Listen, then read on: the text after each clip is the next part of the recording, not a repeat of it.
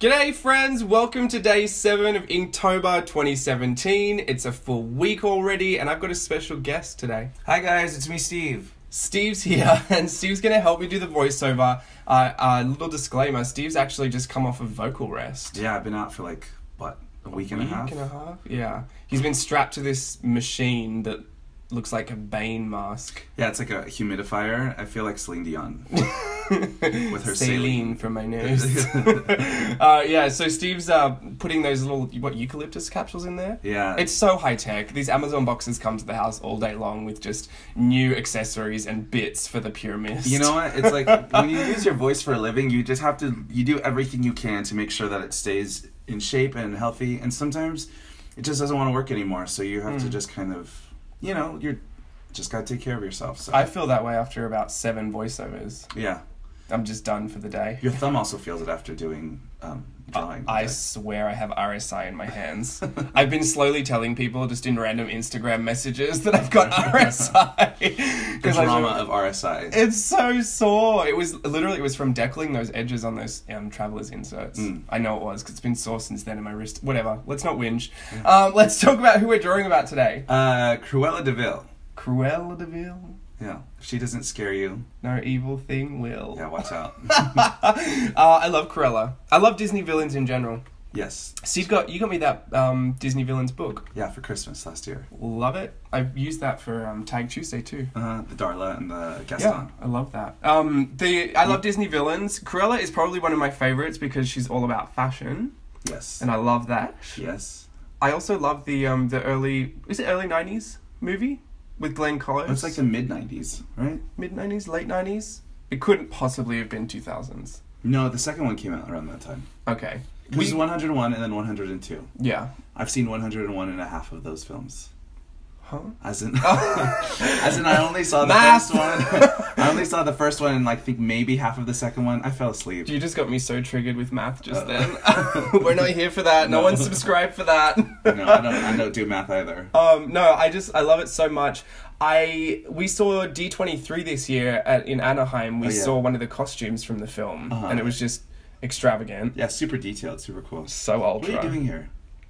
That is, I'm letting the ink just wick out. So if your paper is already wet, I guess if it's more saturated, the ink will travel further and in different ways. But I just kind of, generously wet that page, and then I just touched my brush into it, and it just kind of wicks out and like an explosion of ink. I mean, that's really cool.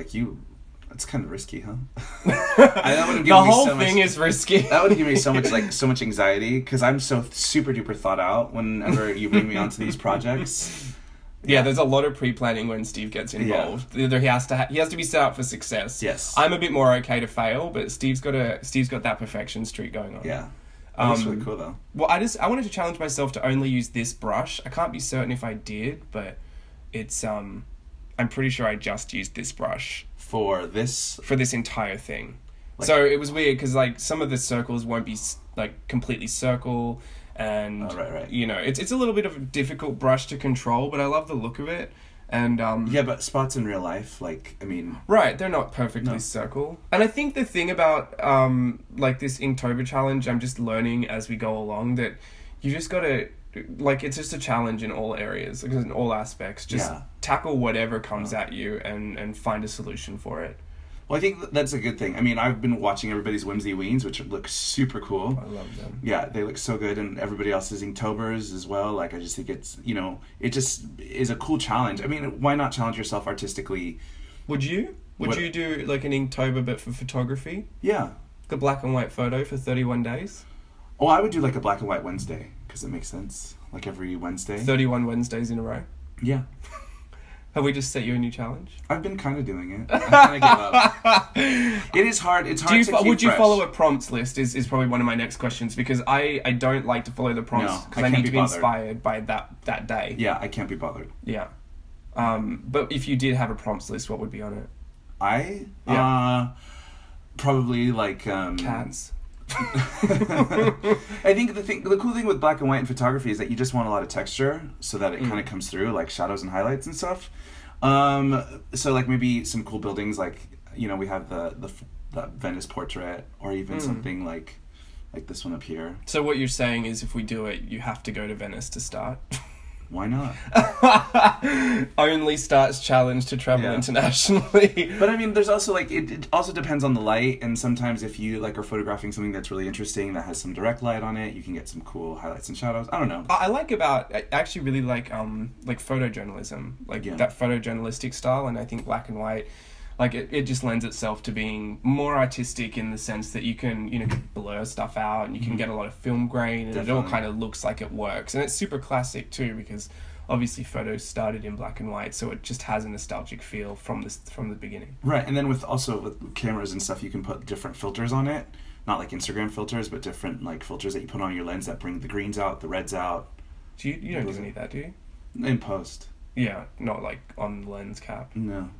Well, I love the Whimsy Ween prompts, and a part of me just wishes that I could have done a separate Inktober just for Whimsy Ween, but I also sometimes don't want to do them on the day that they are. Yeah. Like today I just literally felt like drawing Cruella DeVille. It looks super cool. That's I love it. I love fashion design so much. It's one of my first passions as far as illustrating goes. Yeah, I know that. Do you know that? Yes. Just letting Steve know things he already knows. Well, I guess we're coming up to the end of the video now anyway, so you got any final thoughts or nice words you want to tell people for Inktober? Keep up the good work. I love seeing what I'm seeing. I think it's super great. You guys are all super, super, super creative and imaginative. And the other thing that I can say, and I have to say this to myself, is to not compare yourself to other people, because your artistic vision is your artistic vision, and it's valuable, and it's beautiful, and just to keep going with it and to keep growing. Never stop wanting to continue to create. Never stop growing, I guess. Right? Yeah, good advice. Yeah, I'll have to. I'll consider it. Alrighty, thanks for joining me, Steve. Thanks for having me. Until tomorrow. Bye. Bye.